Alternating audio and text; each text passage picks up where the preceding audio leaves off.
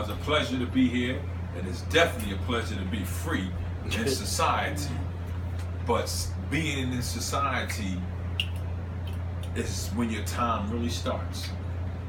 And that's what a lot of people that's formerly incarcerated don't understand. That's why the recidivism rate is so high. They return back because getting out and staying out starts while you're in. When you're incarcerated, you're being taken care of. You have no responsibility. You can literally say to the warden, I'm not working, I'm not doing nothing. And they'll put you in the hole, but they'll still feed you. And if you get sick, they still get you Medicare. Now try coming home saying I ain't working no way. I ain't doing nothing. I ain't paying no bills. You're gonna be homeless. That's right. So while you're incarcerated, you're literally being taken care of. If I send you $100, that's your $100. You can go to the commissary with it, you can save it, or you can send it home. Out here, that $100 is already spent before you get it. You got a cell phone bill, you got a gas bill, you got to pay your rent, whatever you have to do, food bill, that money is already spent. That's right.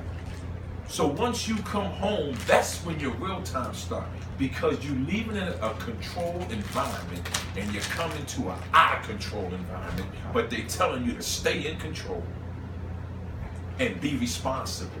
But you was away for 5 years with no responsibility because you went to jail in the first place because you didn't understand commitment and responsibility. And then you go to an environment where there's no responsibility on you. And then they say, now go home and be responsible. People think this just happened.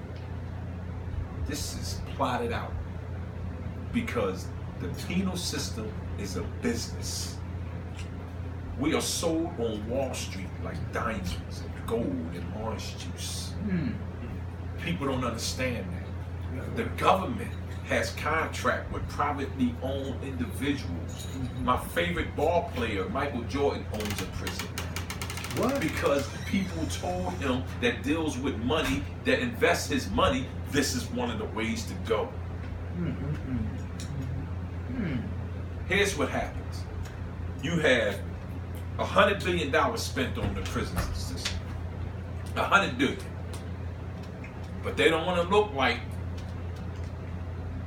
they building prisons just to lock you up and make money off you. So they have to allocate some type of funding for you. So they say, well, here's $2.3 billion to fight against $100 billion.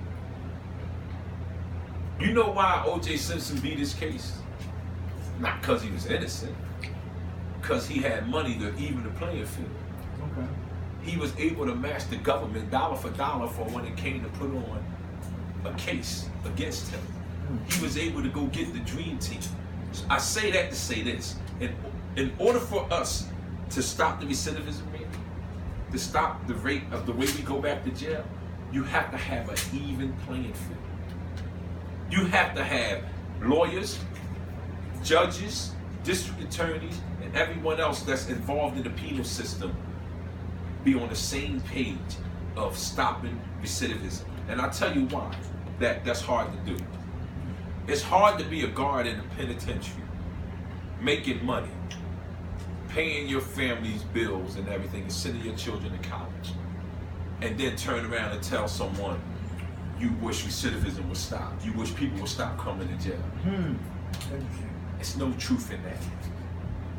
It's no truth in that. The moment they realize they can make money off of it, it's a cancer. It's a cancer. And where they're going to make the most money from? Our community. And in the jails, blacks and Latinos fills them up.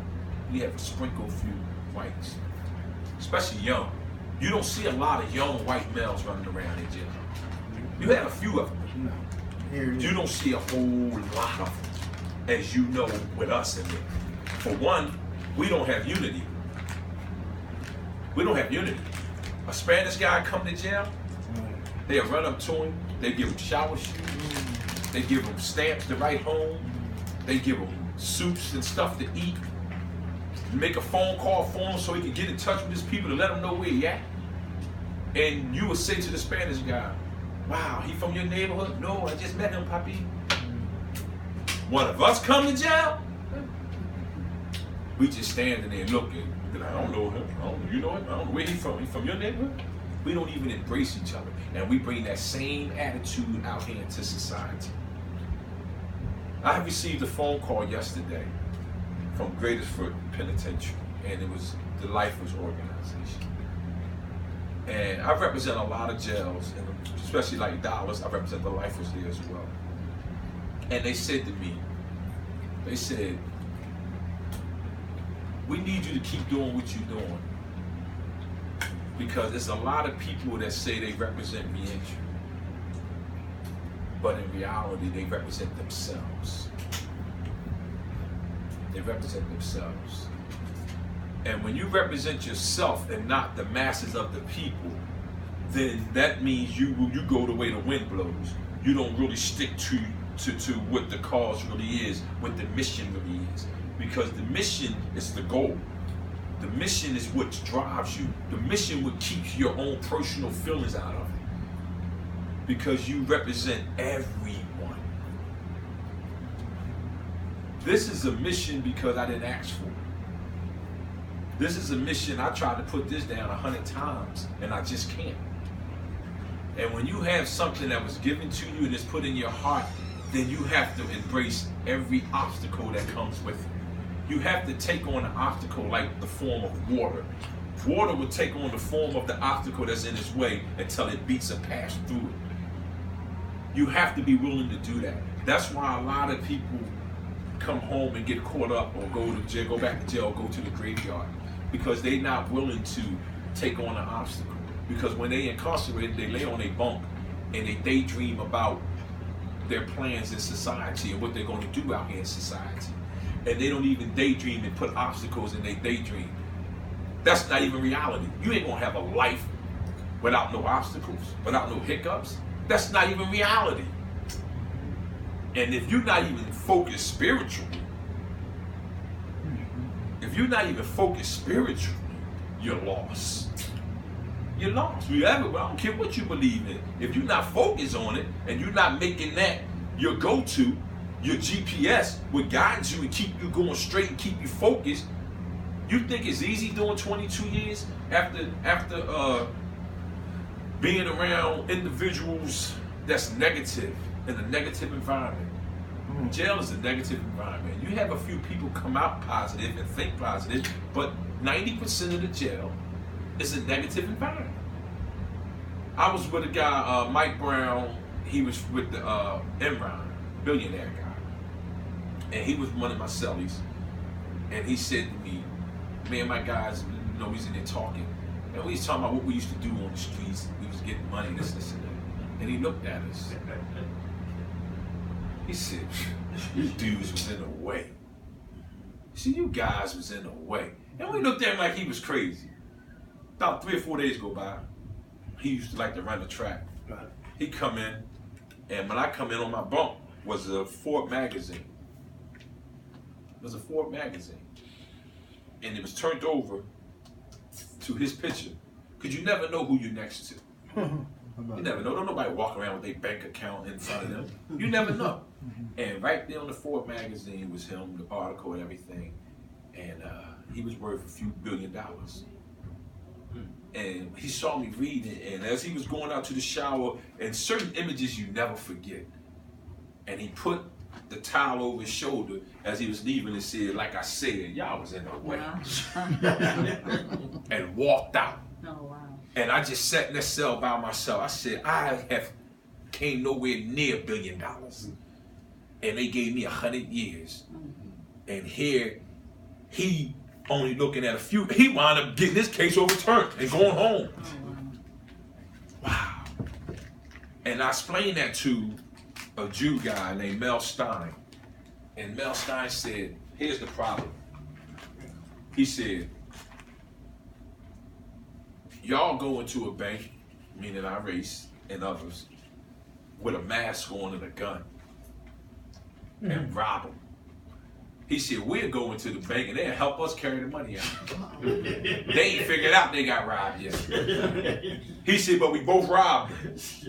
He said, but you went in and scared everybody. We went in and embraced everybody and had them joyful.